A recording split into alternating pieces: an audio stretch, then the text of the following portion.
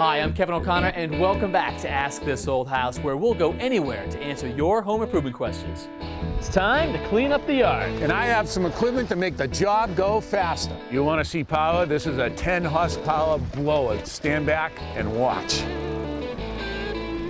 Today, we're going to cover this basement floor with carpet to make a nice playroom. And I'll show you some new technology that'll keep you comfortable and do much more.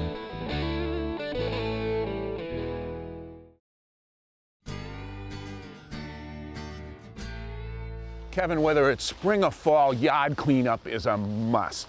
Today it's fall, and if you look, if these leaves are left matted on the lawn, they could kill the lawn. And in some cases, these leaves can actually carry disease spore, which will come out next year. So our job is to clean them up, and the easiest way to do that is with a rake. Yeah, and this is one of my favorites. This is a small plastic rake for going in and around shrubs, and this is a big plastic rake for really moving leaves. See, now that's funny. You prefer the plastic one. I like the metal spring ones. It's got a spring right here, so there's some tension on these metal tines. Yep. And I like that resistance, because when I'm down there, it picks up the thatch as well as the leaves. Well, I'm into production, and this one's twice the size of that, so I can really move some leaves around.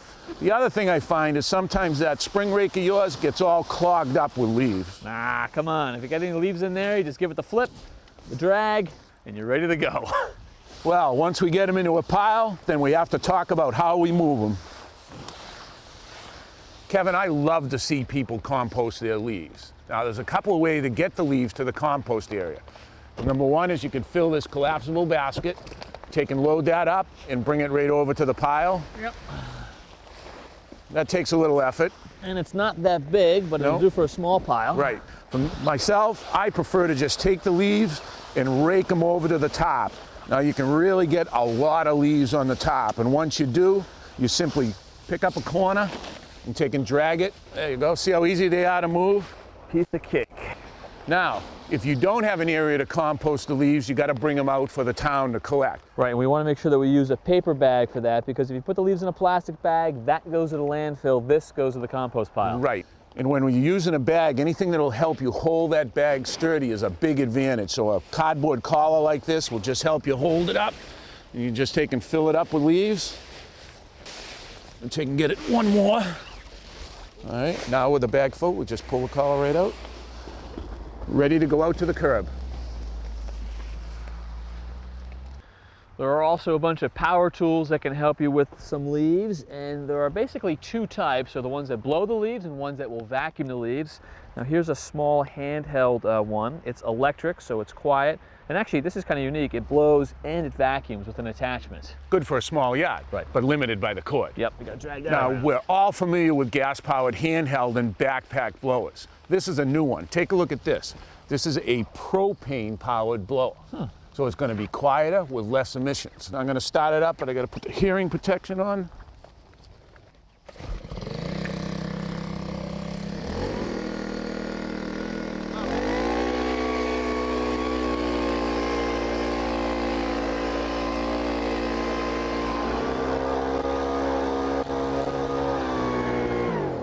Not too bad, Roger. It's got some power, Yeah. but I'd say you're not messing around with a thing like this. No, you want to see power? This is a 10 horsepower blower. This is what the commercial guys use all the time, but if a homeowner had a large yard, they can actually rent one of these. So this is the biggest you can get. Stand back and watch.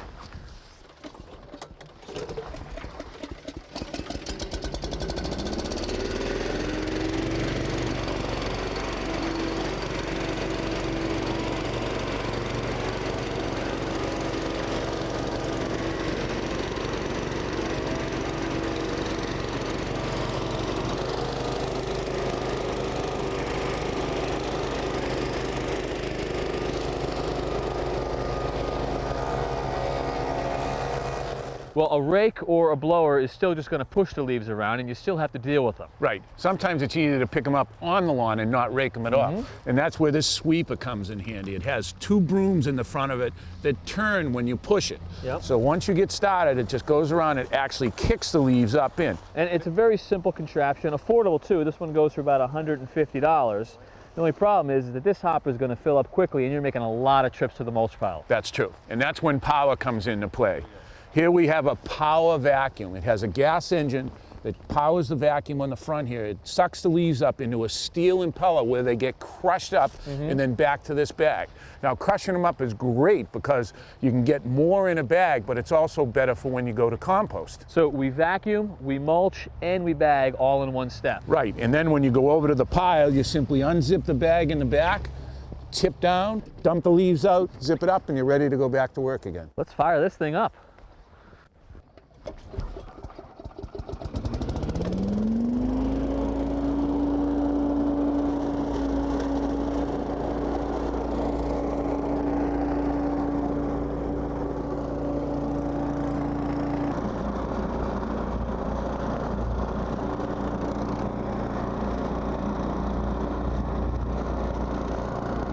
Boy, Roger, you pulled all the stops out with this thing. You need a license to operate this? No, but you need a big yard and a riding lawnmower. This unit actually attaches to the riding lawnmower. So the leaves get picked up initially by the riding lawnmower, those blades that pick them up and mulch them? Right, they start sending it up this tube, then it goes into this impeller, grinds them up again, and blows them up to this large capacity hopper. It's a huge hopper. Now, you remember those bags we raked earlier? Yeah. This grinds up 10 bags and reduces it to the size of one bag. So just imagine how many leaves we can put in here. I don't want to imagine, Roger. I want to see. Fire it up. Okay.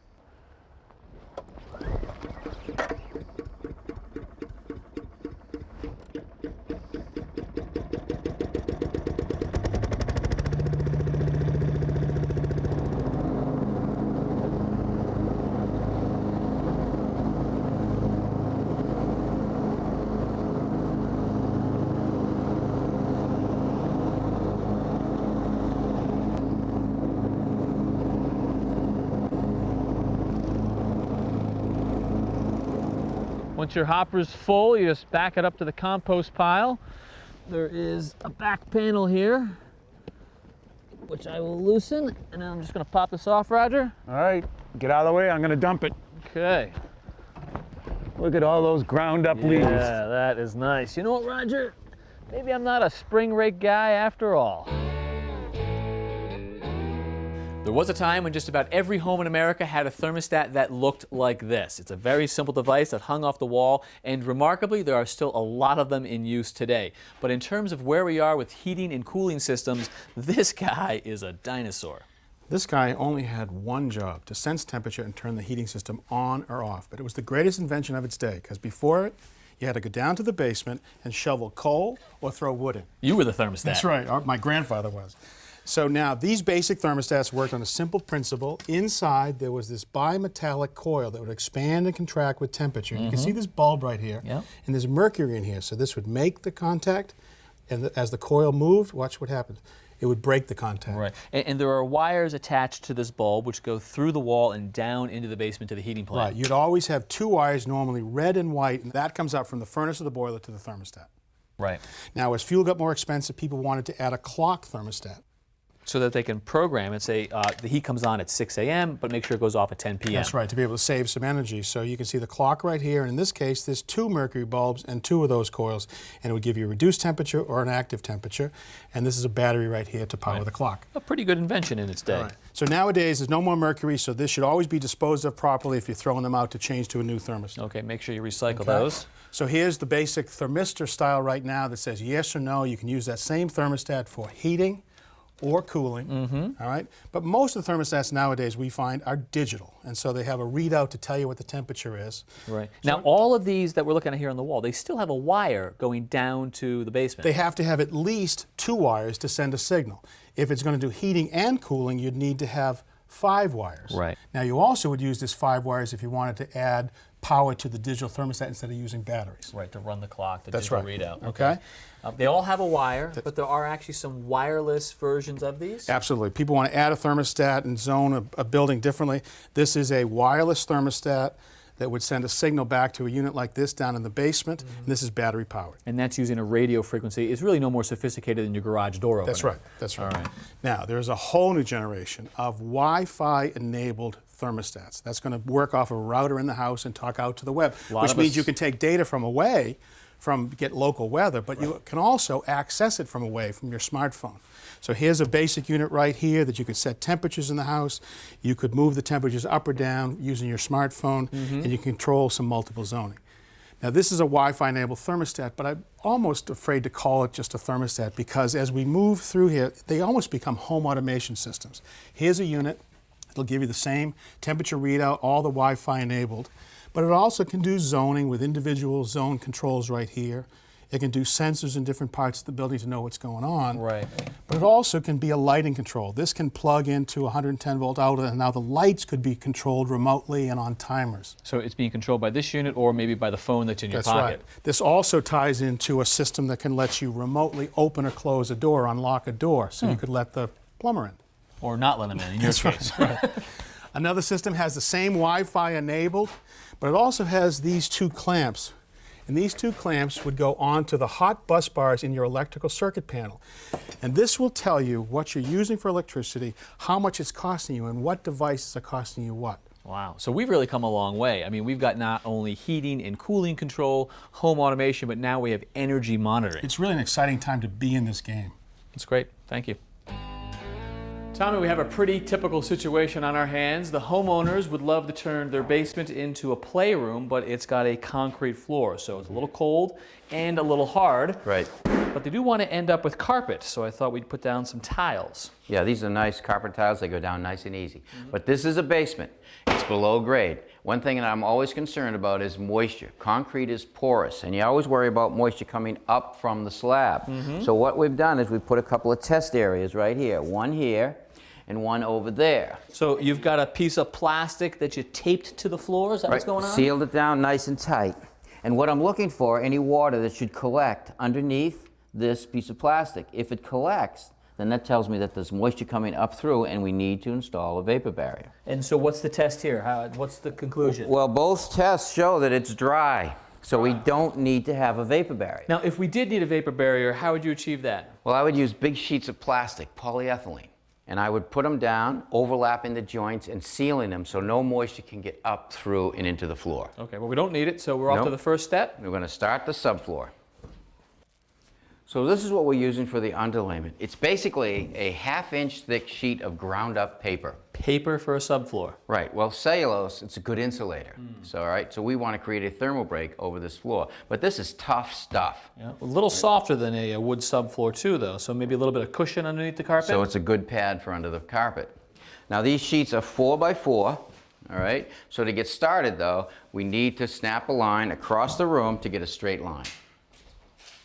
Now the sheets are 4 by 4, so we want to measure off the wall 48 3/8 to allow for any expansion. Put a mark on each side of the room, take a chalk line and snap a line.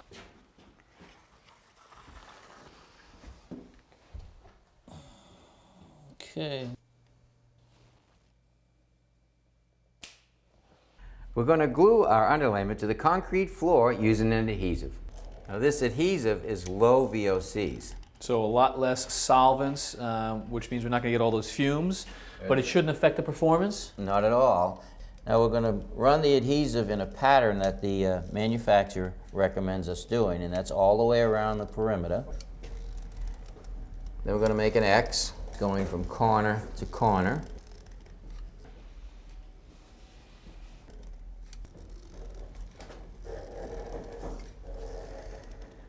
And then we're going to fill in between the triangles.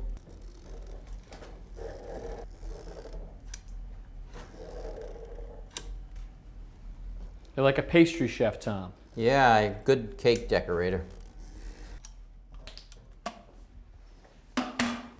Stick it in the corner and then we'll just lay it right down. All right, put it right on that line. Now we have a gap that runs down this wall and another one on that wall. We'll just step on it. All right, we'll give it a few seconds to grab. All right, now we'll put the second sheet down, placing it on the line, creating our gap against the outside wall. Now we also want to make sure that we have a gap between the two sheets, about 1/8 of an inch. How's it look? Looks good on the front. Let me get it in the back. Looks pretty good. And I'm on the line. All right, now to keep the sheet down until the glue sets, we're going to lay a couple of concrete blocks on there. That'll hold it down. All right, now we have to measure to cut this one right here.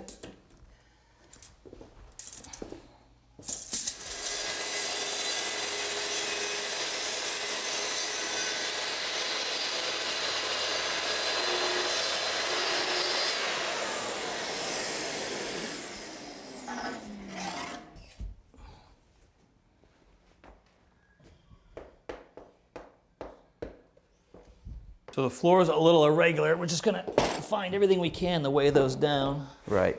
Now we're ready for our next row. And I don't want to line all of these joints up across the room. So what I'm going to do is I'm going to take our leftover piece from our first piece that we cut, and we're going to start right over here.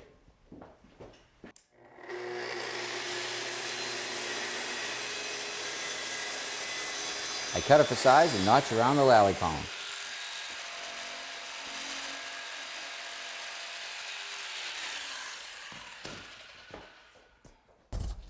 Nice fit. Once in a while you get lucky. If you notice on the underside of the sheet, there's these 4-inch by 4-inch squares with a saw cut about 1/8 of an inch deep. That's called a kerf cut.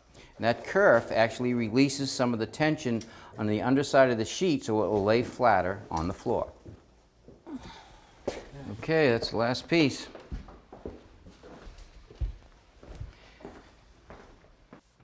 The carpet we're using comes in tiles, and they're about 19 3/4 inches square.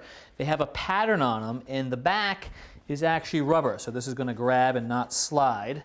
And because we're working with tiles, Tommy, you got an idea about the layout. Well, normally when you're doing tile in a room, you find the center of the room in 2 directions, this way and this way. You then snap a chalk line in both directions. You check the center where they meet to see if it's square. If it's square, you can then build your tile off of that system. But this is a room that is really out of square, a lot of jogs, and we only have one thing in the room that we can build off of, and that's the fireplace. So we're going to have every tile be parallel to the front of this fireplace, and in fact you've laid out one on the right side, one on the left side, and then we've got this entire row of tiles laid out right in front of those. Right. What we're looking for is the seam of the tile and the seam of our underlayment. We do not want them to line up. We don't want any of those to overlap, and with this row laid out, we can walk over it and we can see that there is no overlap of the seams. So that's good. So this row is good. So now we wanted to check the seams of our underlayment and the seams of our tile in this direction, so we ran another row and we checked. And none of the seams line up. So we don't have any overlap of seams in this direction or this direction, so now this is our grid that we can build off of. And we can start laying our tile right here. We don't actually stick the tiles to the floor, we stick them to each other. They come with these stickers, which we peel off, and then we have sticky side facing up, which we actually put underneath the 4 corners of the tiles, and that'll hold the tiles together, and then the whole carpet floor floats on the substrate.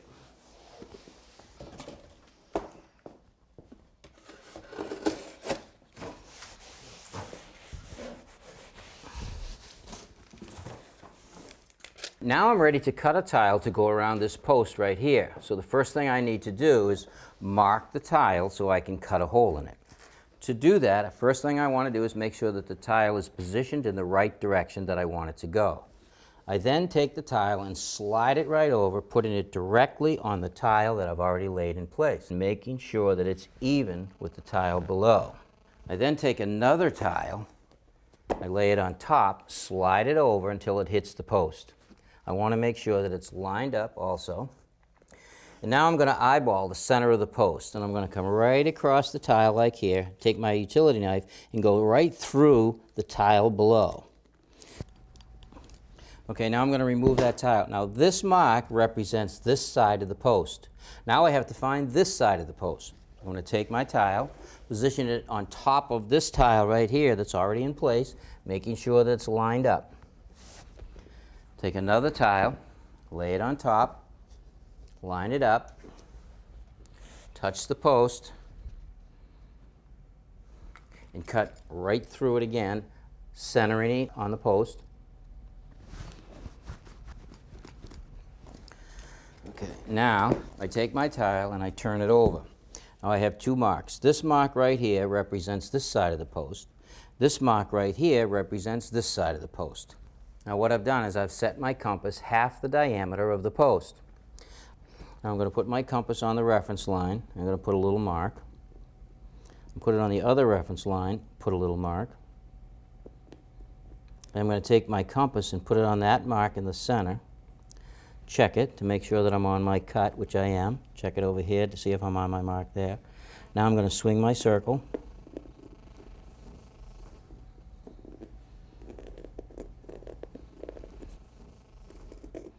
All right, now that my circle is marked, I'm ready to cut the hole. First thing I want to do is I want to put a piece of cardboard underneath because I don't want to cut the carpet below. I'm going to cut on my line.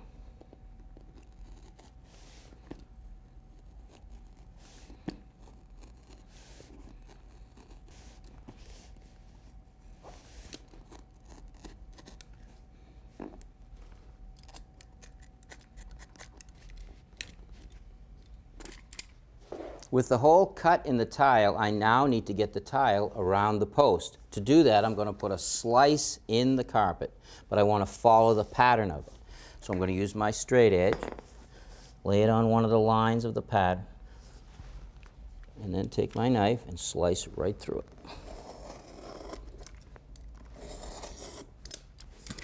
Take the tile, put it around the post, line it up.